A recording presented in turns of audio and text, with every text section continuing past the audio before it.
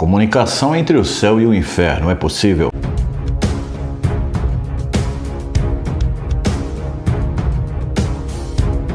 A paz de Deus e do nosso Senhor Jesus Cristo seja com todos. Meu nome é Antônio Queiroz e nesse vídeo você vai entender à luz das Escrituras que a parábola de Jesus acerca do rico e de Lázaro não prova a existência de um inferno e um lugar de sofrimento. Antes eu peço que você deixe aquele like e compartilhe o vídeo, e se você ainda não é inscrito, inscreva-se e ative o sininho de notificações. Muitos cristãos, infelizmente, acreditam que existe um inferno literal, onde os ímpios vão após a sua morte. É lamentável ver como muitas pessoas estão dormindo acerca da verdade das Escrituras. Enxergam a mentira como verdade, e isso é um reflexo do sistema religioso que dirige os templos, as denominações chamadas igrejas. Por muito tempo, a palavra de Deus ela tem sido pregada de forma banal, sem conhecimento, sem uma análise criteriosa daquilo que se prega. Muitos pregadores não examinam as Escrituras quando vão pregar uma passagem, e muitos fiéis comem da boca de seus pregadores sem ao menos examinar onde há verdade e onde há engano. E por falta do conhecimento das Escrituras, muitos foram, estão sendo e serão destruídos. O meu povo foi destruído porque lhe faltou o conhecimento.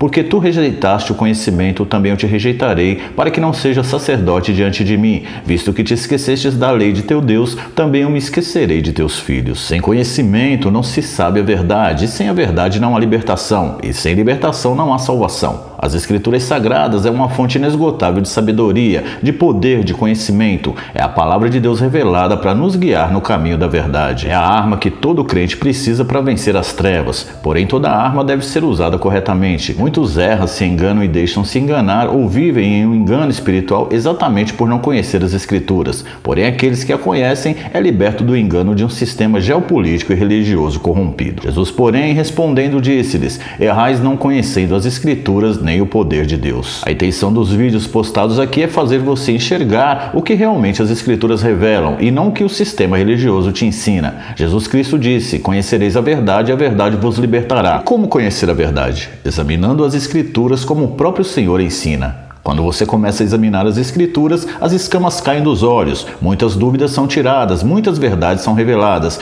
e muitas mentiras são desmascaradas. Eu percebo em alguns comentários que muitas pessoas carecem de conhecimento e que outros estão há anos em uma denominação, mas até hoje não conhecem a verdade das Escrituras. Alguns são tão apegados em versículos isolados que você pode fazer um vídeo dando todo um fundamento num contexto bíblico e mostrando diversas passagens que te fazem enxergar a verdade, mas o crente alienado, o que importa para ele é aquele versículo isolado ou uma passagem apenas. Ele se apega nisso e não no conhecimento amplo das Escrituras Sagradas. E ainda que a Bíblia toda derrube por terra aquele ensinamento que ele teve, ele não consegue entender, porque a cabeça desse tipo de pessoa não está aberta para receber a verdade. Essa pessoa, ela não quer ser liberta, ela não está preparada para admitir que por muitos anos ela foi enganada acerca da verdade que as Escrituras revelam. Você pode chegar para esse tipo de pessoa e dar todo o fundamento bíblico, fechando todas as brechas para que o entendimento seja completo. Porém, a verdade, por mais explícita que ela seja revelada,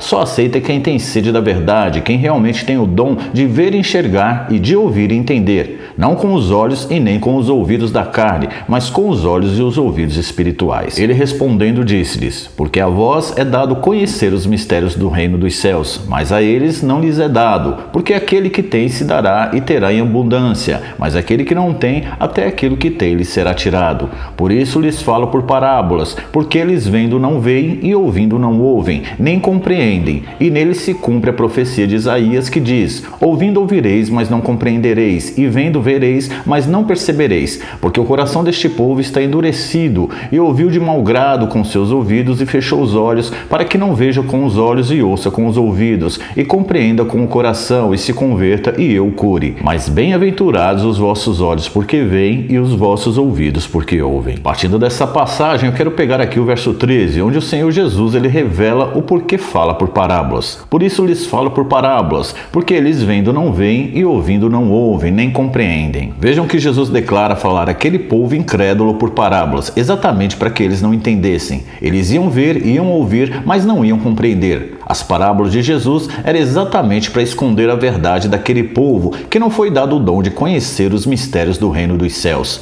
Aqui Jesus é claro que ele usava as parábolas para ocultar a verdade a alguns. E isso acontece até os dias de hoje. Muitos pegam uma parábola para querer refutar todo um contexto, porém a parábola ela tem que ser interpretada e não usada de forma literal. Como Jesus mesmo afirma que ele falava por parábolas exatamente para que nem todos entendessem, somente aqueles que tinham o dom para discernir o que se escondia por trás de suas parábolas. Antes de dar continuidade a esse tema, vamos ver o significado de parábola. Parábola é uma pequena narrativa que usa alegorias para transmitir uma lição moral. As parábolas são muito comuns na literatura oriental e consistem em histórias que pretendem trazer algum ensinamento de vida. Possui simbolismo onde cada elemento da história tem um significado específico. Como podemos ver, a própria palavra parábola já diz que se trata de uma narrativa que usa alegorias para se transmitir uma lição moral ou um ensinamento. Em outras palavras, as parábolas de Jesus, na sua maior parte, se referia a algo que ainda não tinha ocorrido. Eram exemplos não reais que o Senhor dava para revelar algo muito mais profundo. Bem, agora que você já conseguiu compreender o que é uma parábola e de como devemos enxergar as Escrituras, vamos então ao tema de hoje, que é sobre Lázaro e o homem rico. Essa é uma parábola que muitos usam para justificar a existência do inferno e acreditarem que os ímpios após a morte vão para o inferno e os justos vão para o céu. Esse entendimento, essa crença é exatamente o que a parábola sugere. Porém, como Jesus mesmo adverte, ele fala por parábolas para que nem todos saibam a verdade. Então a verdade não é a parábola, mas o que se esconde por trás dela. Então eu vou ler aqui a parábola do Lázaro e do homem rico para que depois você entenda a explicação à luz das Escrituras. Ora, havia um homem rico e vestia-se de púrpura e de linho finíssimo, e vivia todos os dias regalado e esplendidamente. Havia também um certo mendigo chamado Lázaro, que jazia cheio de chagas à porta daquele, e desejava alimentar-se com as migalhas que caíam da mesa do rico, e os próprios cães vinham lamber-lhes as chagas. E aconteceu que o mendigo morreu e foi levado pelos anjos para o seio de Abraão. E morreu também o rico, e foi sepultado. E no Hades ergueu os olhos, estando em tormentos, e viu ao longe Abraão e Lázaro no seu seio. E clamando disse: Abraão, meu pai, tem misericórdia de mim, e manda Lázaro que molhe na água a ponta do seu dedo e me refresque a língua, porque estou atormentado nesta chama. Disse, porém, Abraão: Filho, lembra-te de que recebestes os teus bens em tua vida, e Lázaro somente males. E agora este é consolado e tu atormentado. E além disso está posto um grande abismo entre nós e vós, de sorte que os que quisessem passar daqui para vós não poderiam, nem tampouco os de lá passar para cá. E disse ele: Rogo-te, pois, ó pai, que o mandes à casa do meu pai, pois tenho 5 irmãos, para que lhes dê testemunho, a fim de que não venham também para este lugar de tormento. Disse-lhe Abraão: Eles têm Moisés e os profetas, ouçam-nos. E disse ele: Não, Abraão, meu pai, mas se alguns dos mortos fosse ter com eles, arrepender-se-iam. Porém Abraão lhe disse: Se não ouvem a Moisés e aos profetas, tampouco acreditarão, ainda que algum dos mortos ressuscite. Muitas pessoas pegam essa e outras parábolas de Jesus e entendem de forma literal, ou seja, entendem exatamente o que a parábola diz. E é aí que está o erro. Antes de continuar, lembrem o que Jesus disse e o que significa parábola. Se Jesus afirma que ele falava por parábolas para que algumas pessoas não enxergassem a verdade, então não podemos entender uma parábola de forma literal, como se já houvesse acontecido, ou como se fosse real cada fato ocorrido. Então vamos examinar essa passagem. Vejam que Jesus ele começa essa parábola dizendo que havia um homem rico. Pelo início aqui, muitos já entendem como se esse homem realmente tivesse existido, e por isso acabam entendendo todo o seu contexto também de forma literal, como se cada fato realmente tivesse ocorrido. Ao examinar essa parábola, dá para enxergar claramente que Jesus fez uso de alegorias e metáforas para passar o ensinamento espiritual para os fariseus e doutores da lei. Não era da vontade de Jesus que suas parábolas fossem entendidas de forma literal. A morte do homem rico e do mendigo Lázaro, o inferno, o seio de Abraão, o céu, o molhar a língua com a ponta do dedo, todas essas alegorias que compõem essa parábola se referem a um tempo futuro e não algo que já havia ocorrido. A intenção de Jesus com essa parábola era transmitir uma lição a respeito de um julgamento futuro, onde uns serão recompensados e outros serão condenados, segundo as ações de cada um. Por isso, Jesus ele usou esses dois personagens, Lázaro e o homem rico. E assim como nós criamos personagens e situações quando queremos ilustrar um acontecimento que ainda não ocorreu, mas que temos uma ideia de como seria. O que ocorre com Lázaro e o homem rico é uma ilustração do que ocorrerá no tempo determinado após o dia do juízo final e não após a morte. Vemos que as parábolas das 10 virgens também é contada de forma alegórica e o real sentido dessa parábola é alertar sobre a volta de Cristo e de como nos preparar para a sua volta. Na parábola das 10 virgens, o Senhor ele compara o reino dos céus a 10 virgens que, tomando as suas lâmpadas, saíram ao encontro do esposo. Vejam que todo o cenário usado nessa parábola é acerca de um casamento, onde o esposo é Cristo e a noiva é a igreja, e a igreja é composta das 5 virgens prudentes. Resumindo, ao final se entende que, apesar dessa parábola lembrar um casamento, se fala da volta de Cristo e do arrebatamento da igreja. Porém, isso ainda não ocorreu. Aqui nós estamos examinando a parábola do rico e Lázaro, mas é importante observar outras parábolas para que você entenda que as palavras, as ilustrações que Jesus usava era de forma ilustrativa, exatamente para confundir os fariseus e serem abertas apenas aos seus discípulos. A parábola do rico e de Lázaro é uma ilustração de Jesus para revelar aos seus eleitos como será após o juízo. Antes do julgamento, o inferno ele está reservado apenas para os espíritos imundos e Satanás, assim como no céu só habita Deus Pai e o seu Filho Jesus Cristo, com toda a criação celestial. Mas ninguém que morreu desde a criação do mundo entrou no céu, a não ser o que desceu do céu,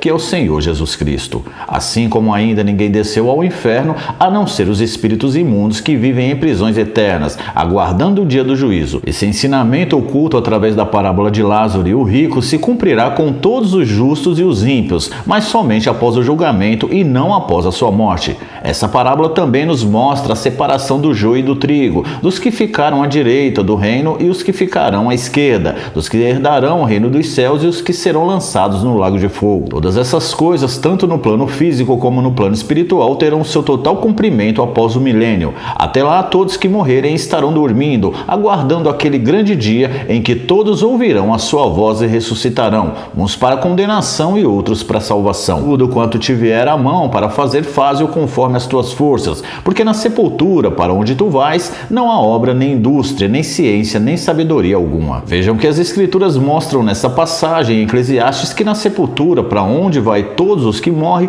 não há nada, ou seja, se fôssemos para um céu ou um inferno após a morte, o significado aqui seria outro. Vi os mortos grandes e pequenos que estavam diante do trono, e abriram-se os livros, e abriu-se outro livro que é o da vida, e os mortos foram julgados pelas coisas que estavam escritas nos livros, segundo as suas obras. Como vemos aqui nessa passagem, esse julgamento ocorrerá após o milênio, quando todos que não ressuscitaram com a volta de Cristo ressuscitarão para o último julgamento. A partir daí segue a condenação para uns e a salvação para outros. Esses que serão julgados pelas obras são todos aqueles que morreram antes do nascimento de Cristo e os que também morreram sem conhecer o Evangelho. Esses serão julgados pelas boas ou más obras. Como essa passagem diz, esses mortos ressuscitados naquele dia serão julgados segundo as suas obras. Agora, para finalizar, eu quero que vocês meditem em outra passagem que nos ajuda a entender que após a morte não há um lugar de tormento ou de glória, mas todos dormem um sono espiritual até o dia de serem despertados. Vejam o que Jesus diz: e se alguém ouvir as minhas palavras e não crer, eu não julgo, porque eu vim não para julgar o mundo,